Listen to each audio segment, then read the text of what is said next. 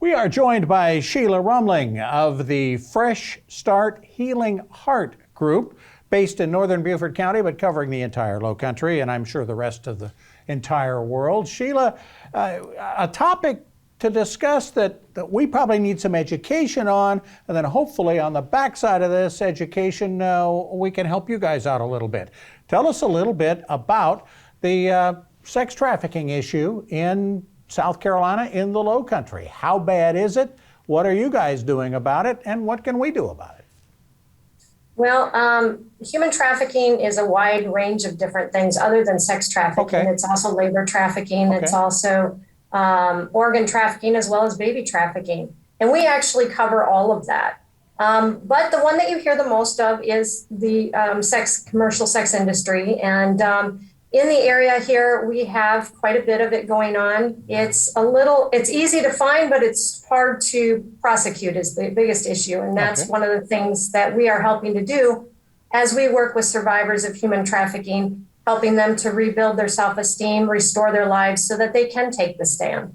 Is it as prevalent in the other categories that you mentioned? Is human trafficking itself and labor trafficking and whatever just as prevalent in the Lowcountry? In the Lowcountry, you have had labor trafficking and the commercial sex industry both running the area. Okay. Let's talk then about what we can do about it. What can we, as just citizens of Beaufort and Jasper counties, do about things to try to help this situation?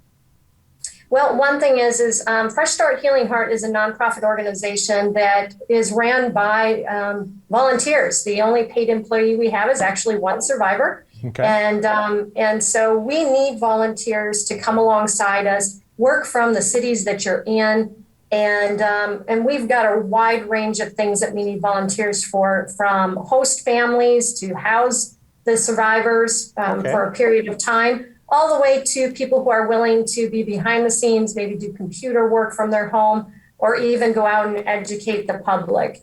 We have a large range of things that we can do that can fit anybody and what they enjoy doing. A host family, kind of take us through that. What would a host family do, and for how long is usually the commitment to that sort of thing?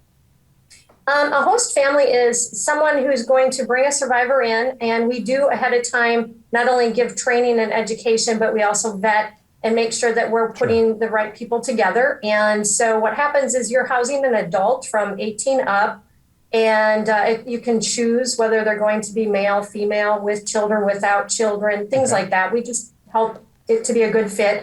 And you can be housing anywhere from 3 months to our program that runs up to 2 years. But by then, we're already helping them to move up and out.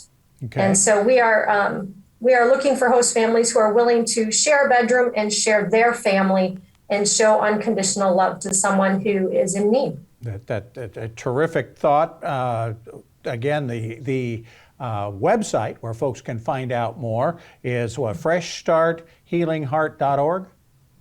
Yes. Is that the best place to go to find out a little more and to go a little deeper into it? And then obviously they can get a hold of you all and take it from there. What is the number one thing that hopefully we can accomplish in these 5 minutes to get folks, okay, we now know there is a problem. We're not quite sure how to attack it, but we know you all need some help. What's number one? What's the most important thing we can do?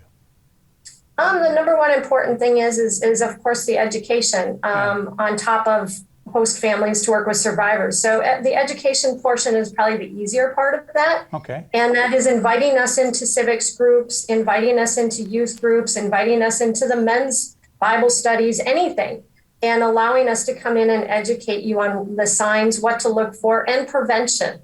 We work very strongly about prevention so that we can make a safer community, not only for the tourists, but also for our families and those who already live here. The average age is anywhere from 12 to 16 in there. Wow. And that's when they first start being approached. Generally, we find them after they're 20 or so. And so, but we have worked with ages 12 to 60. And so it's a wide range of things. And we want people to understand that there is a way to help protect in many cases and prevent for their own children. Okay, the website again, freshstarthealingheart.org. Sheila Roemeling, thank you so much for joining us. We appreciate it. Thank you so much for having us.